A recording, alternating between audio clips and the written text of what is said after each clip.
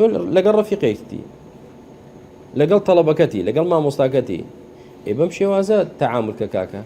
وەڵا کاکە تەواو من شتێکم بینی تەواو کۆتایی هات ئەخرەمە ئەخلاقی مسلمان نییە تۆ ئەلف حەسەنە بە یەک سەیئە ضەربی سەفرکەی ئەوە زەقکەیتەوە ئەوی تر لە بیرکەیت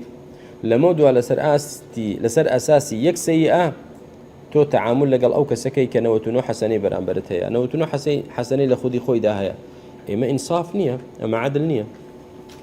بۆیە ئەمە قاعیدەیەکی عامە وەکو سعدی دەفەرمێ تەنها تایبەت نییە بە چۆنیەتی مامەڵەکردنی نێوان ژن و مێرد نە عامە چێ هەیە لە ئێمە ڕۆژێک لە ڕۆژان تەسەڕوفێکی نەکرد بێ کە بەدڵمان نەبوو بێ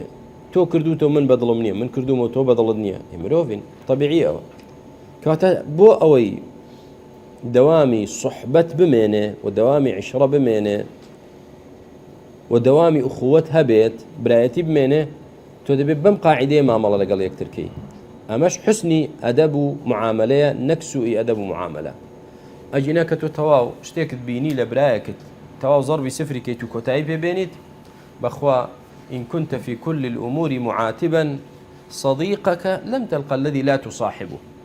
وەکو شاعر دەفەرمێ جا تۆ هەر شتێک بە یەکسەر دەستکەی بە عیتاب و لۆمە و گلەیی وەڵا کەست دەست ناکەوێت لە مۆدۆ مصاحبە بکەیت چونکە کەس نییە بێ هەڵۆ بێ عیب بێ